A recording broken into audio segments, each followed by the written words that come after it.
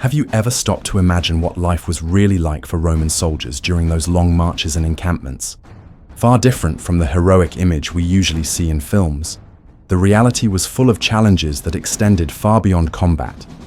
One of the biggest problems they faced was the smell. And not just any smell, but that strong stench that clung to clothes and skin and seemed impossible to remove. Picture thousands of men walking for days under the hot sun, wearing wool or linen garments that were heavy and hard to wash. They had no opportunity for daily bathing, let alone properly laundering their clothes. Sweat built up, mixed with the dust of dirt roads and the mud of the camps. On top of that, their uniform did not help much.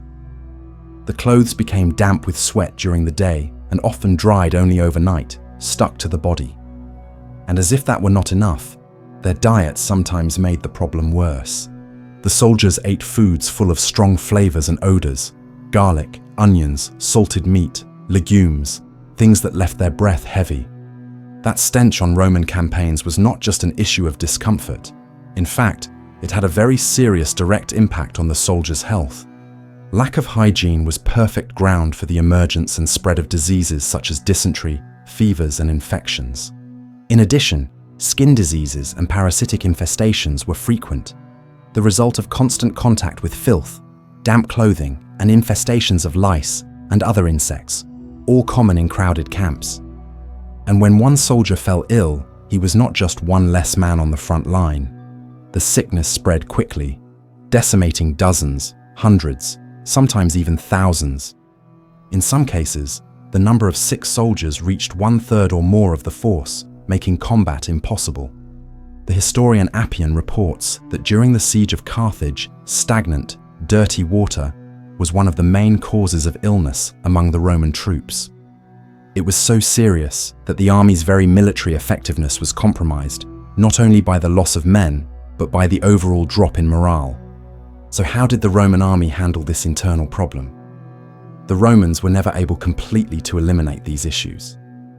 But to try to keep them under control, they first planned their camp carefully.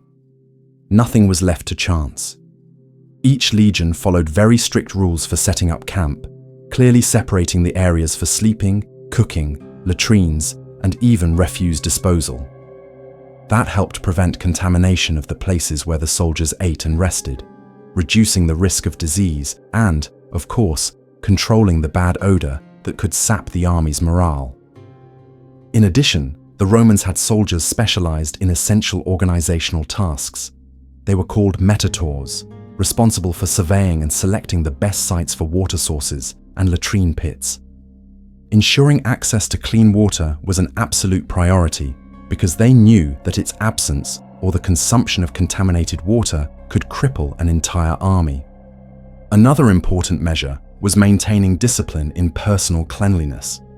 Despite the lack of resources for frequent baths, soldiers were instructed to care for their bodies as best they could, and to observe camp regulations so as to keep the environment at least minimally healthy. But even with all that planning and care, Roman logistics had its limits, especially on long campaigns and in territories with harsh environmental conditions.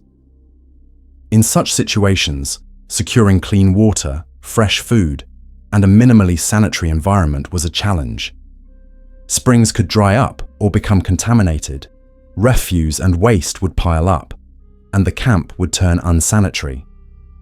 Moreover, factors such as humid climate, intense heat, or marshy terrain favored the spread of disease, leaving the troops vulnerable to epidemics that could wipe out hundreds or even thousands of soldiers.